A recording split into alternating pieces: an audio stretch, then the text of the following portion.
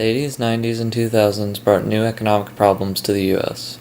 Ever since World War II, many Americans had experienced economic prosperity. This changed in the 80s, with a huge recession at the beginning of Reagan's presidency.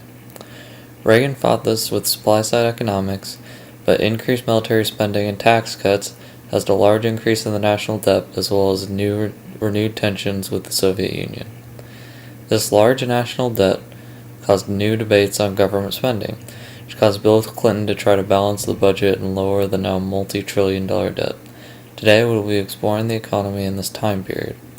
Now I'll give it to our reporter Alex, who will look closer at the recession in the 80s. 1981, the nation faced its worst recession since the Great Depression. This was caused by the Federal Reserve's monetary policy, which tried to stop runaway inflation.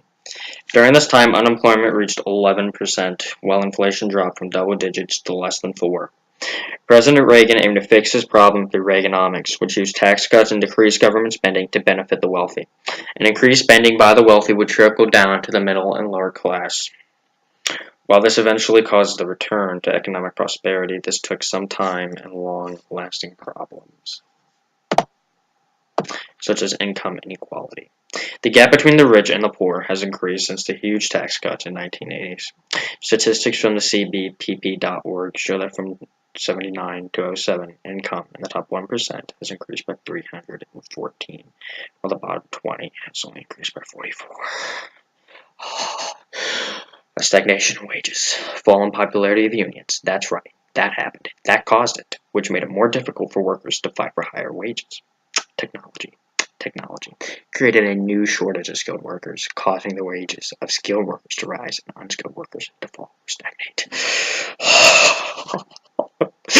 This trend has continued. In 2000, the wages of a typical worker rose less than 1% compared to the 5% from the year before. Federal spending deficits. The tax cuts from the Reagan administration were not balanced out by the decreased federal spending. This caused a huge increase in the federal debt, as yearly deficits rose to more than $200 billion. By the end of the Reagan presidency, the debt tripled from $900 billion to $2.7 trillion.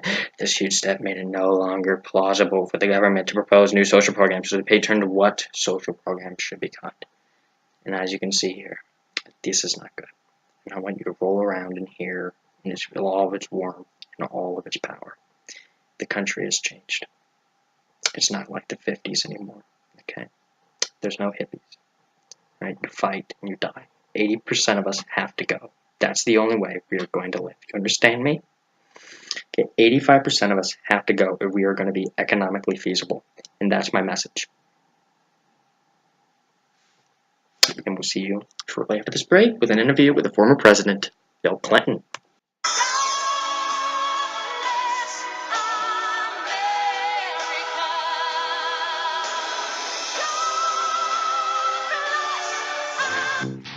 It certainly is a big bun. It's a very big bun. Big fluffy bun. It's a very big fluffy bun.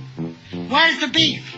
Some hamburger places give you a lot less beef on a lot of bun. Where's the beef? At Wendy's, we serve a hamburger we modestly call the single. And Wendy's single has more beef than the Whopper or Big Mac. At Wendy's, you get more beef and less bun. Hey, where's the beef?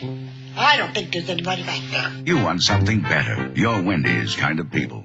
Hello, America. My name is Felix Lansing, and I'm here with former President Bill Clinton to discuss the effects of NAFTA. Hello, Mr. President. Hello. It's a pleasure to have you here. Certainly is. So let's start by explaining to the American people what exactly NAFTA is. NAFTA, or the North American Free Trade Agreement, is a deal that was made with the countries of North America, which are Canada, the United States of America, and Mexico. It eliminates all tariffs between our countries and has more than quadrupled our trade with these countries. So in your eyes, what is the greatest accomplishment of NAFTA? The greatest accomplishment is the increased trade that has been made between us and Mexico, and Canada, but really Mexico, because it has significantly dropped our prices directly and indirectly because of how we have received free oil trade, and it is having a real-time effect on real people, so that's the change we needed, and that's the change I made. While NAFTA has brought about some good change, skeptics argue that it's taken jobs away from American people as American companies now find cheaper labor in countries like Mexico. How do you respond to that?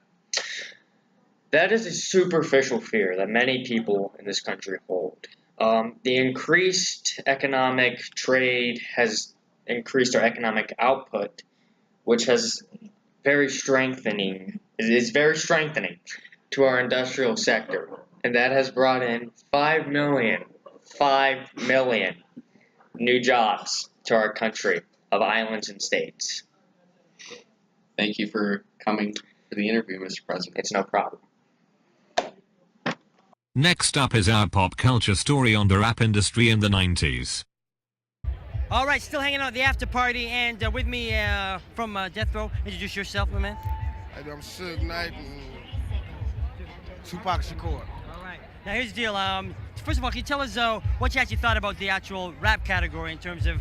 I mean, I saw Coolio win, and I was like, sorry. It's like this. For us, anything with awards, wouldn't even think about that. He got an album out there. He sold 6 million records. He sold 3 million singles. He got another album coming out, Machiavelli. Snoop got an album coming out. We just move forward. We don't even get caught up in that type of shit. All right, man. Can we talk about Death Row East? What is exactly happening, and what can we expect from it? You believe in God? Certainly. Believe in Death Row East. Believe in that, for real. That's it say, right I'm there. ride But with if you you believe in God, believe in Death Row East. We plan to take the same strategy we use with Death Row West, which is mind over matter, taking all our weaknesses and making it into our strengths. We know that we got strength in numbers. We already run the streets out here. So now we just gonna help some of these brothers get their money on, because we know they got talent. We got the ways to make them use their talent to the maximum effect. This is Justin. News from Wall Street and Washington, D.C. Congress votes no on the bank bailout bill. In response, the Dow Jones Index on the stock market has dropped 777 points, the largest single drop in history. It's been chaos on Wall Street for several months, as some of the largest financial institutions in our country are struggling to survive while the mortgage and housing bubble burst. Nearly every major financial institution in America is involved with mortgage-backed securities, once thought to be safe and high-grade investments. Now these securities appear to be riddled with fraud and are plummeting in value, taking the largest banks and financial institutions down with them. 2 weeks ago, Lehman Brothers, one of the largest investment firms in our country, filed bankruptcy. Bringing the financial system is on the brink of a meltdown. The Secretary of Treasury asked Congress to pass an emergency $700 billion bill to rescue other financial investment institutions thought to be too important to the market to fail. The defiant House of Representatives said no. Panic is spreading among investors who fear we are on the brink of a stock market crash not seen since the Great Depression in 1929. Expect more chaos when the markets open tomorrow morning. Now we will wrap up our broadcast with a short sports report. The New York Giants have traded tight end Jeremy Shockey to New Orleans for a 2nd and 5th round pick in next year's draft. The deal has to be approved by the NFL and is contingent on Shockey passing a physical. Shockey broke his left leg in mid-December and missed the Giants' postseason run to a Super Bowl. He had 371 catches for over 4,200 yards and 27 touchdowns for the Giants after being taken with the 14th overall pick in the 2002 draft.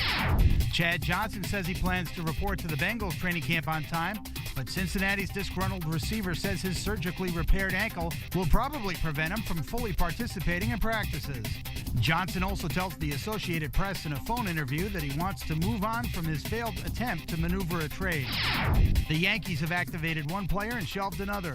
Catcher Jorge Posada was placed on the 15-day disabled list with an injured right shoulder that leaves his season in doubt. Posada is scheduled Tuesday to get an MRI and to have his shoulder examined. He missed over a month earlier this season with right rotator cuff tendonitis and could opt to have season-ending surgery. Meanwhile, Yankees outfielder Johnny Damon was activated from the DL after missing 2 weeks with a shoulder injury.